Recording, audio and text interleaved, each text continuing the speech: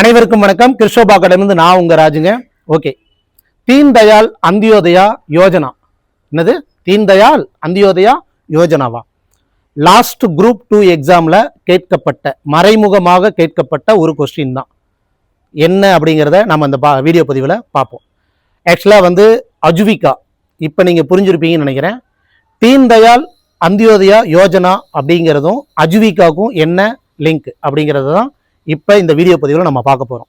சொல்லப்போனால் அஜுவிகா அப்படிங்கிறது கிராமத்தில் இருக்கிற மக்களோட வாழ்க்கையை மேம்படுத்துறதுக்காக கொண்டு வரப்பட்ட ஒரு இயக்கம் அல்லது ஒரு அமைப்பு அப்படின்ட்டு சொல்லுவாங்க.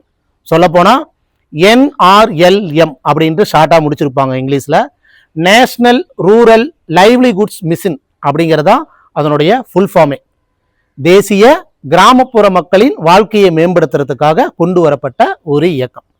இது எதுக்கு கொண்டு வந்தாங்க, இதனால யாரு பயனடைகிறாங்க, எப்போ கொண்டு வந்தாங்க அப்படின்னா, சொல்லப்போனால் இது 2011 கொண்டு வந்துட்டாங்க.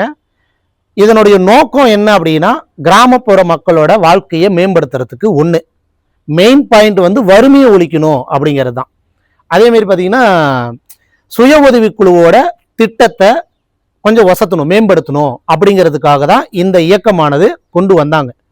கிராமத்தில் இருக்கிற மக்கள்லாம் விவசாயம் சார்ந்த தொழிலோ இல்லை சிறுகுடி தொழில் அப்படின்ட்டு அந்த வகை சார்ந்த தொழிலோ, மொத்தத்தில் கிராமத்தில் ஒரு தொழிலை செஞ்சு பொழைக்கிறதுக்காக, அவங்க வாழ்க்கையை மேம்படுத்துறதுக்காக கொண்டு வரப்பட்ட ஒரு அமைப்பு தான் இந்த அஜுவிகா அப்படிங்கிறது.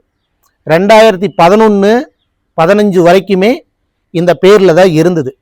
2015க்கு அப்புறம் தான் இந்த தீன் தயாள் அந்தியோதயா யோஜனா அப்படிங்கிற நேமுக்கு மாற்றிருக்காங்க. சரிங்களா? இப்போ புரியுதுங்களா? அஜுவிகானா என்ன, தீன் தயாள் அந்தியோதயா யோஜனா அப்படிங்கிறது ரெண்டும் ஒன்று தான், பேரு தான் மாற்றிருக்காங்க. இந்த வீடியோ பதிவு உங்களுக்கு ரொம்ப யூஸ்ஃபுல்லாக இருக்குன்னு நினைக்கிறேன். அடுத்த வீடியோ பதிவில் வேற ஒரு கண்டென்ட்டோட நான் மறுபடியும் உங்களை சந்திக்கிறேன். இத்துடன் கிருஷோபா அகாடமிலேருந்து நான் உங்க ராஜு. தேங்க்யூ.